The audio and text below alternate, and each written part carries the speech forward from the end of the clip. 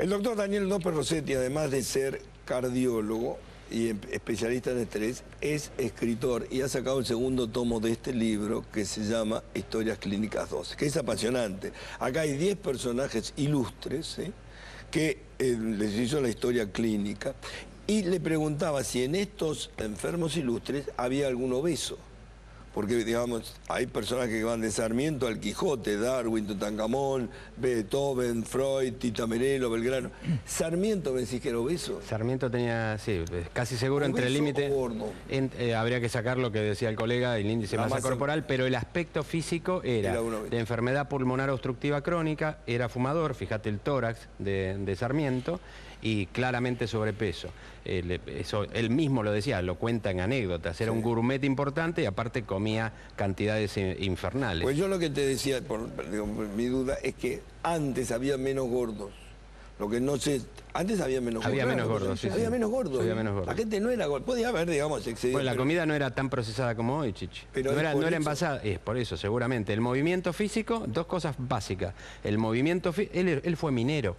Sarmiento fue un fenómeno, era minero y estudiaba, se levantaba a las 2 de la mañana, decía que lo despierten para estudiar con una lámpara inglés. Sí. Y después que aprendió un poco tuvo que contratar a un profesor de inglés para saber la pronunciación de lo que había aprendido. Era un fenómeno, pero claro, trabajaba en una mina, era un trabajador, era un tipo que se movían. En ese momento no tenían comida refinada y se movían físicamente. Pero ¿no era que tenían menos estrés? Eso también influye, seguramente. Porque yo creo que en la vida hace 50, 60 años, cuando la gente iba a su casa a almorzar, la sociedad moderna tiene... Me parece que tiene más que ver con eso. Yo recuerdo, qué sé yo, no me acuerdo tanto en casa, que se comía bastante poco, pero por ejemplo, a la casa de mis compañeros y cosas por el estilo. Y al mediodía era una mesa, sopa, como primer plato, digo, sopas abundantes, después había segundo plato, había postre, que era fruta por lo general. Pero digo, se comía mucho más que ahora. El tema son los alimentos procesados. Hoy el alimento, lo que viene enlatado, lo que viene en envase, es de fácil accesibilidad y no es tan sano como el alimento no procesado. Había muchas más frutas, había más verduras, la gente se movía más y es claro lo que vos decís, el nivel de estrés era menor, la aceleración de los tiempos era menor, el nivel de ansiedad era menor. Hoy se come por ansiedad. La comida, el hecho de comer de más, es una conducta compulsiva, no sustitutiva del nivel de ansiedad. El estrés se manifiesta, entre otras cosas, quizás el síntoma más prevalente, más frecuente del estrés, es el nivel de ansiedad y los distintos síndromes de ansiedad, y comer es uno. La doctora Giraudo el otro día dijo algo muy interesante. Había estado en la conferencia del Surgeon General, que vendría a ser el ministro de Salud de los Estados Unidos, ¿sí? Entonces habían tenido una conferencia sobre adicciones y hablaba de, obviamente, cigarrillo, cocaína, de diversas drogas. Y no habló de la alimentación.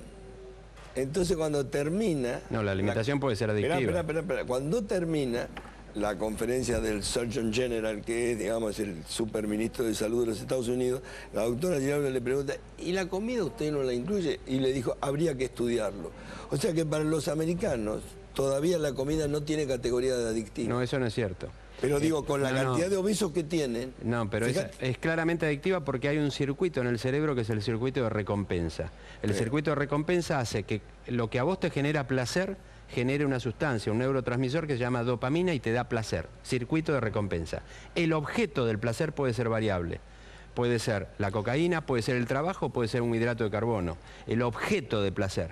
Pero a cada uno le da por algo diferente. Lo que sí, y para tu televidente que te preocupa por cuestiones sanitarias, etcétera, no habría que tener sobrepeso o mucho menos obesidad, habría que caminar y no cigarrillo. Ahora también, no irse para el otro lado, para no llegar ni a la bulimia ni a la anorexia. Yo no cambiaría 1 kilo de peso por 1 gramo de felicidad, por ejemplo. ¿Me explico? Yo no cambiaría 1 kilo de peso por 1 gramo de felicidad. ¿Cómo lo vas a hacer para medirlo? Si para la persona... Cuando vos tenés un paciente, vos tenés un paciente te das cuenta si quiere bajar esos 3 kilos de más que a lo mejor no hacen falta bajarlo. A ver, la epidemia de... ¿Me expliqué? Sí, yo no te entiendo. Lo que no tenés que tener es la neurosis del cuerpo perfecto. Eso es lo que hace mal. Está bien, pero vos tenés que tener un paciente primero. Si vos no tenés un paciente y lo que tenés es público abierto, y lo que tenés es la gente que normalmente se guía por parámetros visuales, o por lo que le dice el espejo, la gente se ve a veces más flaca de lo que es o más gorda de lo que es. Digo, te engaña, digamos, lo que se llama la dismorfofobia. Bueno, Vos si tenés se un ve más trastorno gorda de lo que imagen. es o más flaca de lo que es un tema psicológico. Sí. Eso es otra cosa, eso es una patología, es una cuestión que requiere atención. Sí. Pero la gente que tiene sobrepeso, todos los que nos están viendo que tienen sobrepeso, lo saben. Lo saben porque se tocan la panza, porque se ven el cinturón. Y el que tiene obesidad lo sabe claramente. ¿Es 100% seguro que es adictiva la comida? Los mecanismos adictivos son aquellos que se ponen en funcionamiento para que reiteremos todos los días comportamientos que son protectores para nuestra existencia. Así fue construido el sistema de recompensa.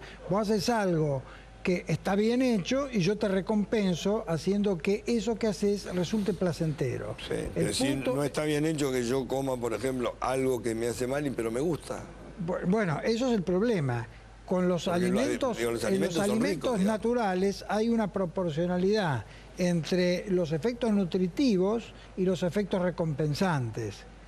Lo que explicaba el doctor López Rossetti, se ha habido como una disociación y los alimentos procesados tienen un gran poder recompensante sin un poder nutritivo proporcionado. O sea, se ha perdido la armonía que él mencionaba. Es comida comfort food. Claro, Sí, es una comida que te invita a comer. manera, ¿Por qué razón y por qué razón Sarmiento terminaba gordo si no había los más propensos, los más sensibles. No tenía No, pero comía, Sarmiento, él mismo decía que comía mucho y cuenta una anécdota, que un día estaba en una cena con un matrimonio al lado y él estaba comiendo vorazmente, porque aparte de que era buen gourmet, le gustaba comer mucho en cantidad, en volumen. Sí.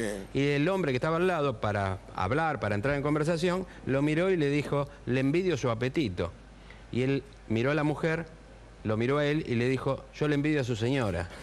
Una anécdota de él, Doctor, pero comía ha sido mucho. un placer, No, gracias, libro maravilloso. Mi Gracias. mujer lo está leyendo, está encantada, yo todavía no lo agarro. Gracias. Pero te prometo que lo voy a hacer. Doctor Montero, mandale saludos a tu mujer. Gracias. Nosotros volvemos mañana.